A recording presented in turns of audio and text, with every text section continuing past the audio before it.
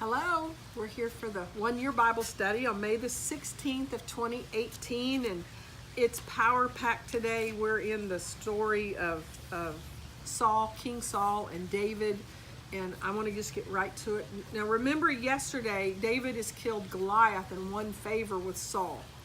So he's been given Saul's daughter to marry, and then because he's done so well, he's been made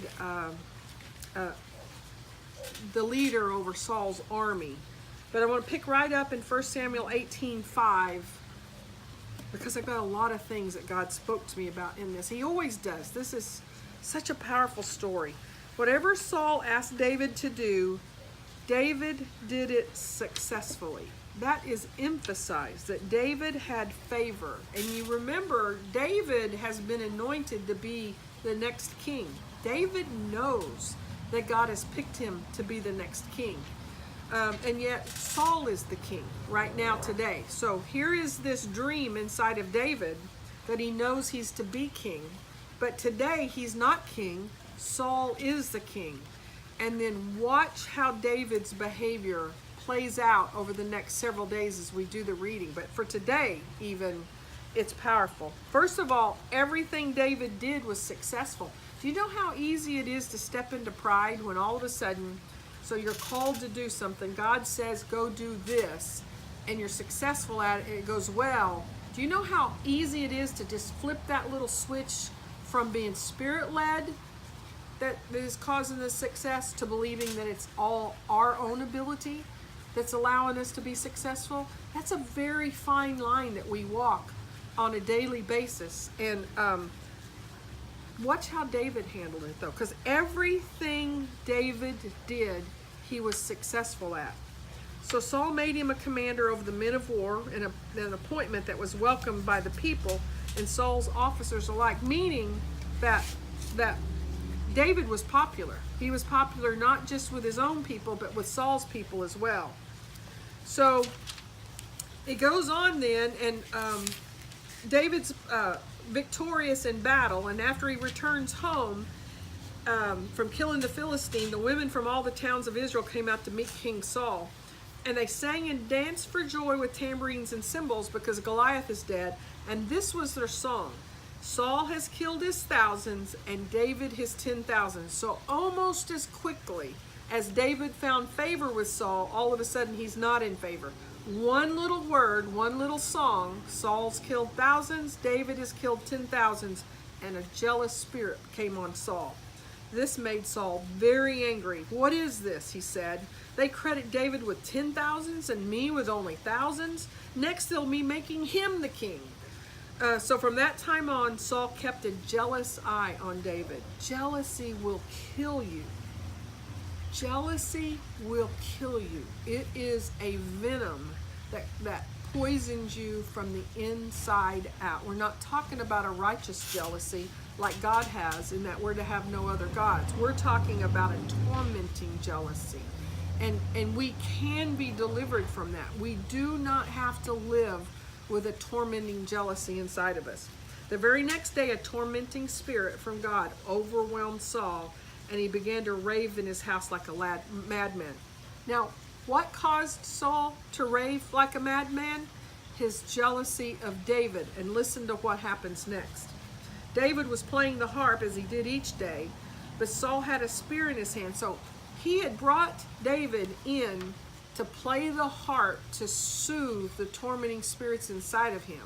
And he'd been doing this every single day. But on this day, Saul had a spear in his hand, and he suddenly hurled it at David, intending to pin him to the wall. But David escaped him twice. So here's two times. The first time he threw a spear, the second time he threw a spear, there was no doubt in David's mind whatsoever Saul intended to kill him. This is twice. Saul was then afraid of David, for the Lord was with David and then turned away from Saul. So we've got jealousy and envy. Now we have fear of David. Finally, Saul sent him away and appointed him commander over 1,000 men, and David faithfully led his troops into battle. So for a third time, Saul takes steps to try to have David killed. David continued to succeed in everything he did. The Lord was with him. And then Saul recognized this and he became even more afraid. So look at what the demon spirits of jealousy, the demon spirits of fear can do to somebody from the inside out. But all of Israel and Judah loved David because he was so successful at leading his troops into battle. And then one day Saul said to David, I am ready to give you my older daughter, Merab, as your wife. But first you must prove yourself to be a real warrior by fighting the Lord's battles. So number 3, Saul put a plan in place to kill David. He never intended for him to marry his daughter at all. He intended for him to be killed in battle. So it goes on then all the way to verse 21. Here's another chance to see him killed by the Philistines. So we're on number 4. And then in verse 23, when Saul's men said these things to David, he replied.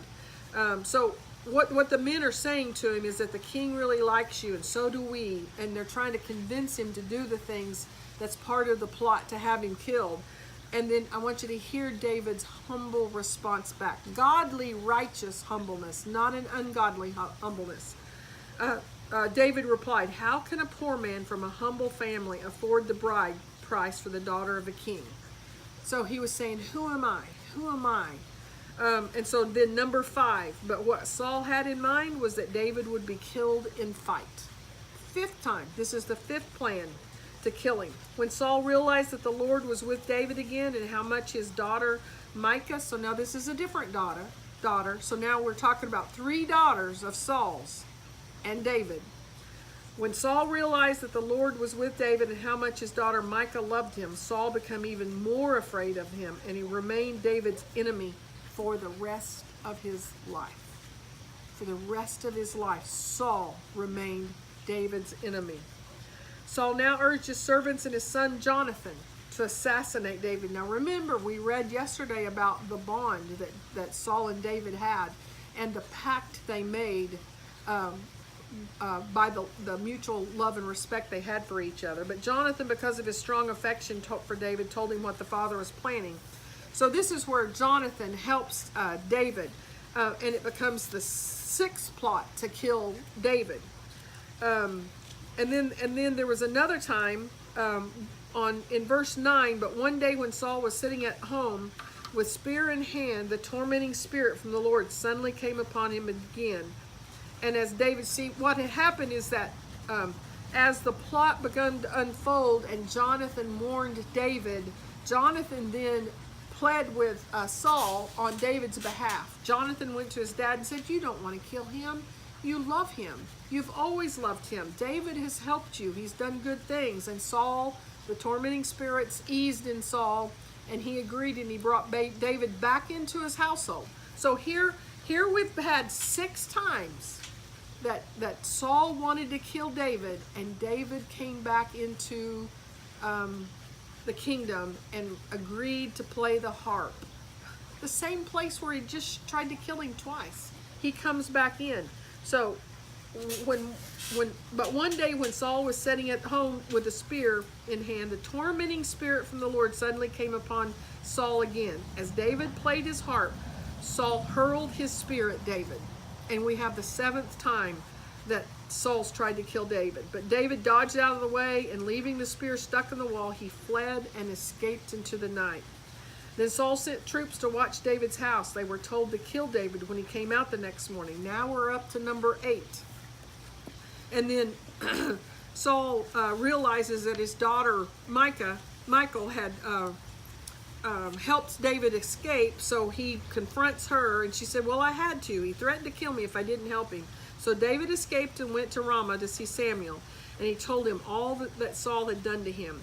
And then as it goes on, there's an 8th, a 9th, and a 10th time in today's reading where Saul attempted to kill David. 10 times in just one day's reading that Saul attempted to kill David. I mean, just let that sink in. It says right here that Saul was David's enemy for the rest of his life. He wanted him killed. And then that's a cliffhanger for tomorrow's reading, by the way, in case you didn't get that. We'll move into John chapter 8. Jesus said to the people who believed in him, "You are truly my disciples if you remain faithful to my teaching, and you will know the truth, and the truth will set you free."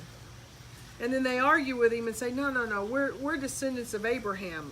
We've never been enslaved. What do you mean set free? And Jesus explains, "I tell you the truth, everyone who sins is a slave to sin." Think about the things in your life that are contrary to God's righteousness. What things is it that tempt you? What things is it that causes you to turn your eyes off of God Almighty? And think about being a slave to that. That's a powerful thought. But Jesus came so that we could be set free. It goes on then to say that. So if the Son sets you free, you are truly free. Whom the Son sets free is free indeed, is what the King James Version was saying. Yes, Jesus says that I realize that you're descendants of Abraham, and yet some of you are trying to kill me because there's no room in your hearts for my message. I am telling you what I saw when I was with my Father, but you're following the advice of your earthly father. And then he goes on in verse 43 to say, "It's because you can't even hear me." You can't even hear me. If you don't feel like you're hearing God speak to you, ask God to soften your heart so that your spiritual ears will be open so that you can hear him. Powerful, powerful scriptures.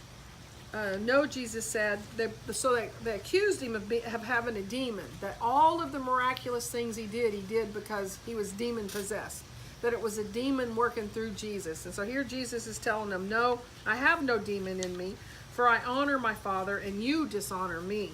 And though I have no wish to glorify myself, God is going to glorify me. He is the true judge." The people say, "Now we know you're possessed by a demon. Even Abraham and the prophets died, but you're saying anyone who obeys my teaching will never die." And that is exactly what Jesus is telling them, is that if we believe in him, we'll never die.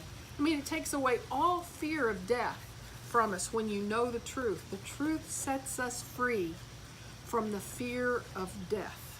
Because if you believe in him, and if you make him your Lord and Savior, and if you acknowledge it's he that lives inside of you, you'll never die. Wow, that's powerful stuff. That's powerful stuff. And it's a good place to end today. So thank you guys for joining me today.